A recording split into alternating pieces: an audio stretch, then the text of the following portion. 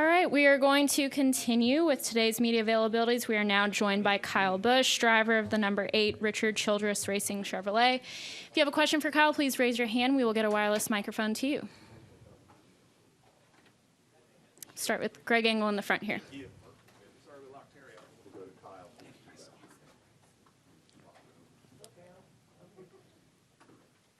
here. Oh, hey. All right. Tropical looking shirt. Hey, Kyle, I'm Greg Engel, Forbes. Brexton won today, and that was really cool. What's it like to see your son win as opposed to the feeling when you win? Is it better, different? I don't know. They both mean a lot. I would say I'm probably more nervous not being behind the wheel, watching him do it, just with his inexperience of where he's at in his career so far and racing against, he's 8 years old, he's racing against 10, 11, 12-year-olds. So,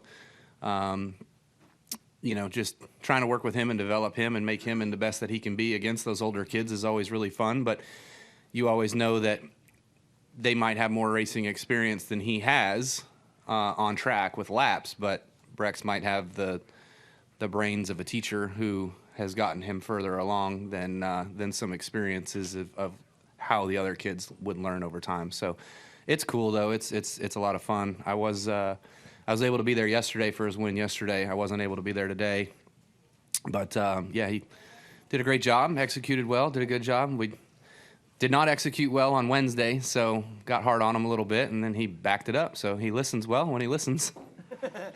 And it must be a cool feeling to have him at that age.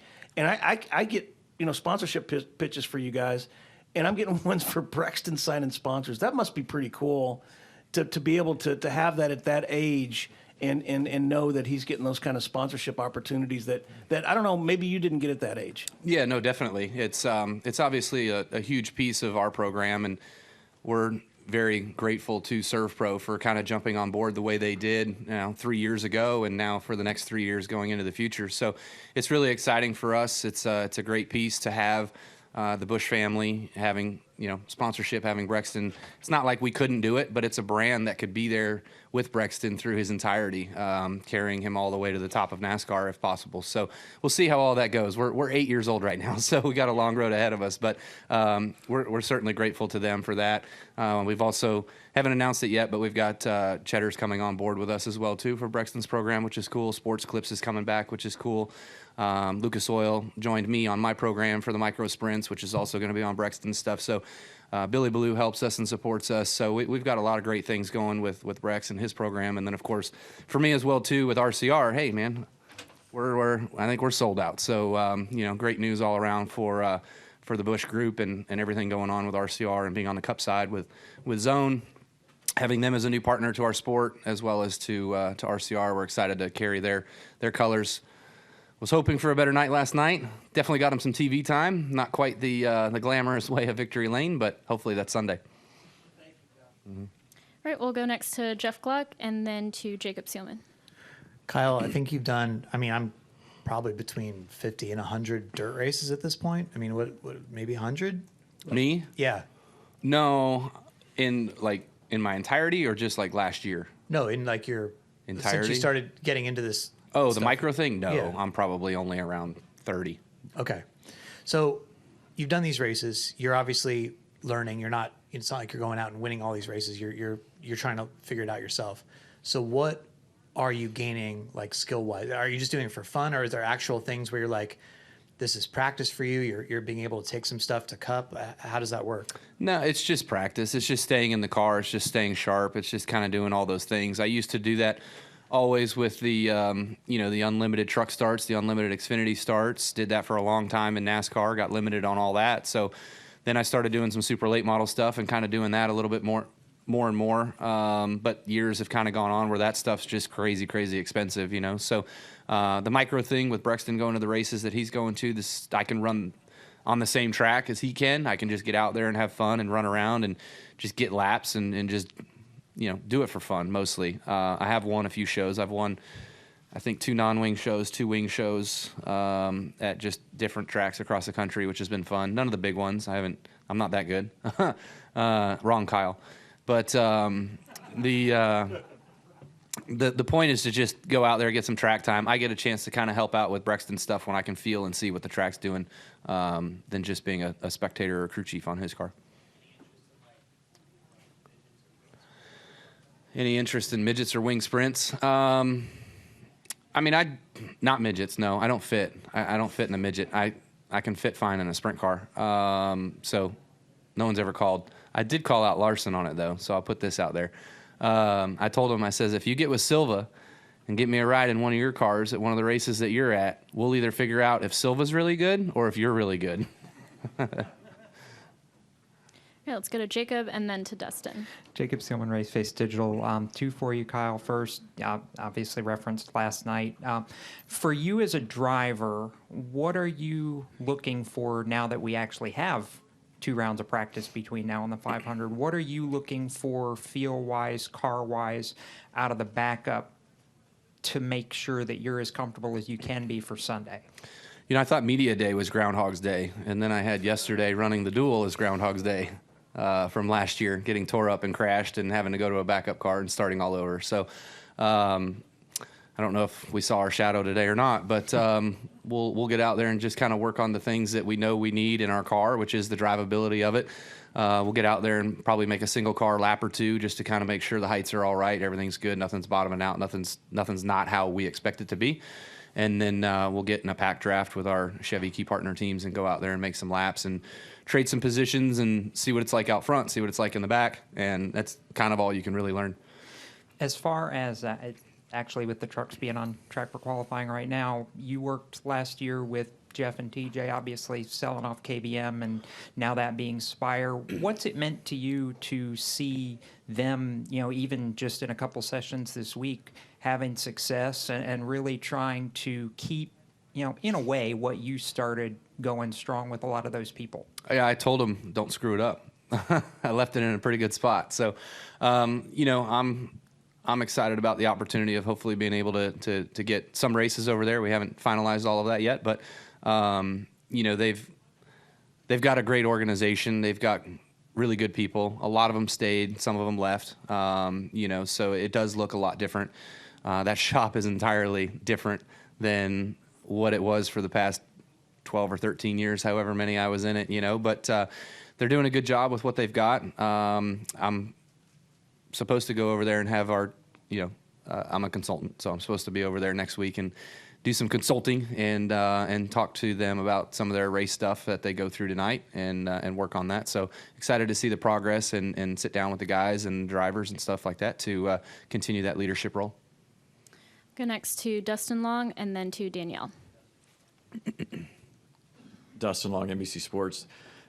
Kyle, you've expressed over and over what winning the Daytona 500 could mean, and just what that's the one thing left on the bucket of missing things. Other stuff you're just, I guess, say piling on. I'm curious, from an athlete, when there's one thing you're striving for, can it get too big, or how do you manage it? I mean, I understand in the frustration we see the emotion, and I understand some of that. But I'm just curious how you kind of manage it, because every year you get asked it, every year you've talked about it, and it's just, I don't know if it comes as self-fulfilling. I mean, obviously you nearly won last year, it didn't matter, but just how you handle it and how you don't let it bother you, or how you have to work at it so it doesn't bother you. Yeah, so I would say for me, the biggest thing that helped me through that was 2015 and being in the championship race at Homestead and letting that race play out and letting everything kind of happen. Because we went into that race playing with house money. Nobody thought we should be there, all the stuff, whatever. And we were like, okay, well, then we're not going to be expected to win the championship, so let's just go see what we can do. And lo and behold, we win the race and we win the championship. And so that kind of taught me right there where you can't force things always, And even last year, I tried to force situations and I end up spun out, backed in the fence, backing up down the racetrack to get to my pit box. So, it's stuff like that where a a lot of people try to force a lot of things in this race, and they get themselves in trouble. And some of them it pays off for them. You know, there's guys that have made good moves, aggressive moves that have won this race as well too. So you just have to kind of play it out as it comes to you and be ready for the unexpected, I guess. And for fans or for other people, as you get closer to the Daytona 500, there's the anticipation, the build up, the excitement. As somebody who is a competitor, or somebody who's gone through this and had the ups and downs, what is it like getting closer to this event?